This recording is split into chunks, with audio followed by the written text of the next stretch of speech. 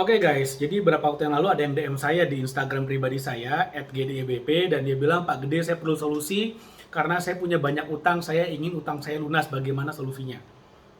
Menarik atau menarik banget nih. Jadi punya utang sendiri, utangnya dipakai sendiri, lalu kemudian ketika nggak bisa bayar utang, saya yang disuruh cari solusi. Oke.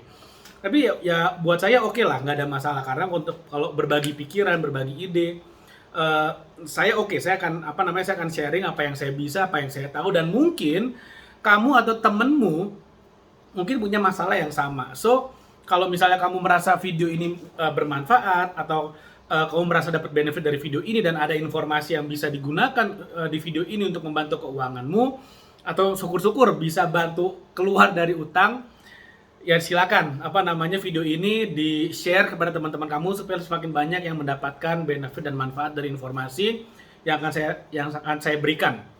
Jadi gimana caranya supaya utang lunas, rezekinya lancar? Nah, gimana caranya? Oke, jadi gini, kalau kita bicara hutang itu sebenarnya sangat erat kaitannya dengan kecerdasan finansial. Saya beberapa kali di channel YouTube ini ada beberapa video saya juga membahas tentang berhutang, di mana hutang adalah sebuah instrumen, sebuah kendaraan finansial yang memang banyak digunakan oleh orang kaya supaya mereka semakin kaya. Nah, orang kaya itu pakai hutang supaya mereka semakin kaya karena mereka sangat cerdas secara finansial, alias kecerdasan finansial mereka sangat tinggi sehingga mereka bisa gunakan, manfaatkan hutang. Yang mana hutang itu sendiri sebetulnya, saya udah bilang berkali-kali juga, hutang itu sendiri adalah sebuah instrumen yang pedang bermata dua.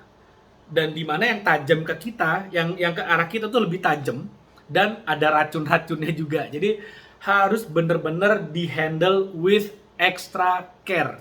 Dan benar-benar harus di-handle dengan sangat hati-hati hutang ini. Karena kalau nggak hati-hati, yang ada malah bawa kita ke jurang kehancuran finansial. Nah, sekarang gini, bagi yang kalau kita udah terjerat oleh hutang sehingga kita desperate untuk keluar atau lunas hutangnya, itu bagaimana caranya? Ada nggak caranya? Ya ada. Cara instan ya, cara gampangnya, tapi sebenarnya tidak menyelesaikan masalah jangka panjang, tapi untuk jangka pendek biar bisa napas, oke lah. Itu adalah ya caranya gimana ya, cari utang lagi. Cari utang lagi. Orang kaya berhutang supaya makin kaya. Orang menengah berhutang untuk konsumtif. Orang miskin berhutang buat nambal utang sebelumnya. Cuman gini, ibarat kita apa ya, minum obat deh. Minum obat medical gitu ya, obat medis gitu. Misalnya kepala kita pusing. Sebenarnya penyebab kepala kita pusing adalah karena kita kurang tidur. Jadi sebenarnya obatnya adalah kita harus cukup tidur. Tapi bayangin kalau kepala kita udah pusing, nyut-nyutan, kita nggak bisa kerja, nggak bisa mikir, itu kan nggak baik banget. Minum obat untuk menekan gejala supaya kepalanya nggak pusing, kita bisa berpikir lebih jernih, dan lalu kemudian kita bisa beristirahat dengan tenang sehingga sakit kepalanya akan hilang secara jangka panjang, hilang permanen. Hutang pun sama. Kalau misalnya kita udah benar-benar dalam keadaan kepepet, bener-bener diteror terus oleh penagih utang dan kita udah nggak ngerti mau ngapain, ya udah, sebenarnya menurut saya gali lubang tutup lubang, atau kita berhutang buat nutupin utang kita supaya kita ada napas. Buat saya pada kondisi darurat it's okay, nggak ada masalah menurut saya ya. Yang penting plan kita jelas. Misalnya nih, kita gali apa namanya, kita ngutang buat tutup utang kita dan bisa mencicil selama 3 bulan, misalnya bayar cicilan, bayar bunganya tok selama 3 bulan. Artinya apa? Selama 3 bulan kita bisa berpikir apa yang akan kita lakukan untuk menutup utang ini once and for all. Utang ini tutup selamanya.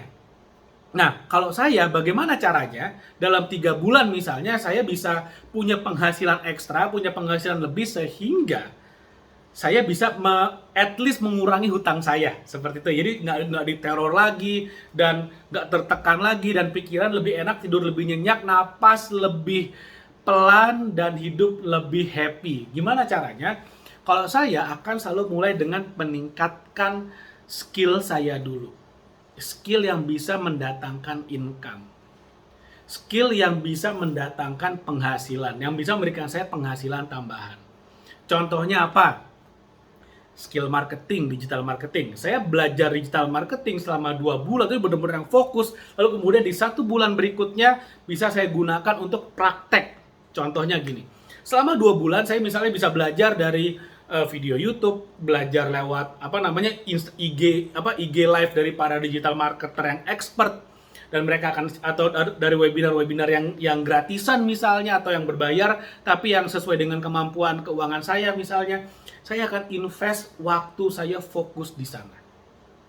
Saya kuasai benar gimana caranya melakukan digital marketing dengan baik dan benar, yang efektif, yang bisa mendatangkan penjualan, bisa mendatangkan closing lewat digital marketing. Gimana caranya mengconvert saya punya follower di media sosial menjadi customer. Saya akan pelajari betul. Selama 2 bulan saya spend. Di bulan ketiga saya praktekkan ilmunya. Gimana cara prakteknya? Saya cari produk orang deh, dimana saya bisa jadi affiliate marketernya, saya bisa jadi resellernya atau distributornya, atau jadi dropshippernya, dimana saya nggak perlu ngemodal buat stok, tapi saya bisa promosikan barangnya, dan kalau laku, saya dapat komisi. Yang saya lakukan apa? Saya praktekkan ilmu yang saya pelajari selama 2 bulan di bulan ketiga.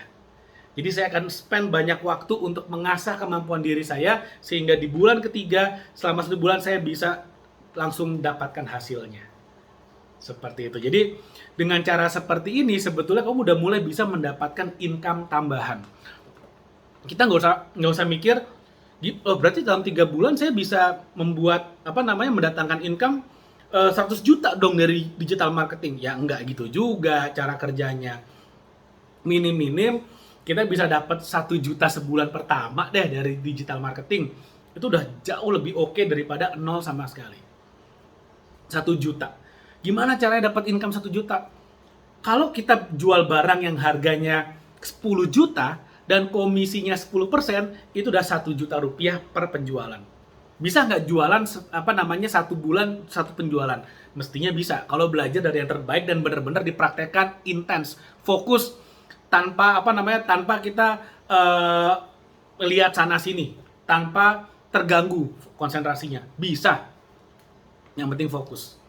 Lalu misalnya ada barang yang harganya 5 juta, komisinya 20%. Bisa nggak kita dapat penjualan 5 juta dalam sebulan, 1 kali jualan dapat komisi 20%, 1 juta masuk kantong? Bisa. Yang penting fokus, konsentrasi, dan benar-benar all out mempelajari digital marketingnya. Cara lain bagaimana? Kalau saya untuk mendapatkan income tambahan, bisa misalnya lewat trading forex contohnya. Trading forex itu bisa dilakukan 24 jam sehari, anytime, 5 hari seminggu, Senin sampai Jumat, dan bisa dilakukan dari rumah, bisa dilakukan dari kantor, dari Starbucks, dari cafe, dari mana aja bisa kita lakukan. Sumber income-nya sangat-sangat luar biasa. Meskipun resikonya juga ada, tapi resiko bisa dibatasi dengan mekanisme stop loss. Sehingga dengan resiko yang sangat kecil, yang kita bisa batasi sesuai dengan kemauan kita bisa dapatkan potensi income yang sangat luar biasa. Gimana cara belajarnya? Pakai akun demo aja. Pakai akun demo. Gimana cara belajar yang benar? Pertama, harus belajar dari orang yang expert, yang benar-benar udah menghasilkan income dari trading forex. Kalau kamu mau, salah satu rekomendasinya di description video ini ada linknya. Kamu tinggal klik aja, kamu bisa masuk ke komunitasnya. Kamu bisa daftar di komunitasnya, kamu belajar dari expert dan akan dikasih alat bantu berupa indikator. Supaya mempermudah tradinganmu dan bisa meningkatkan potensi profitnya. Kalau udah dipelajari, lalu praktekkan, income-mu akan bertambah. Sehingga mudah-mudahan utangnya bisa mulai dibayar. Paling nggak perlu gali lubang lagi buat tutup lubang, nggak perlu nambah utang lagi. Tapi utang yang lama itu lama-lama berkurang, lama-lama bisa dilunasin tanpa harus nambah utang. Nah, ini jadi ada beberapa tips nih yang saya berikan, yang bisa saya bekalin supaya kamu bisa bebas dari utang dan rezeki bertambah dan rezekinya lancar. Saya doakan berhasil, amin. Oke, kalau kamu rasa video ini bermanfaat, jangan lupa like video ini, share video ini kepada teman-teman kamu yang kamu tahu lagi kesulitan keuangan, dan subscribe YouTube channel ini. Karena saya akan banyak banget sharing tentang bagaimana strateginya kamu bisa meningkatkan kondisi keuanganmu. Oke, terima kasih banyak, sampai ketemu lagi di video berikutnya.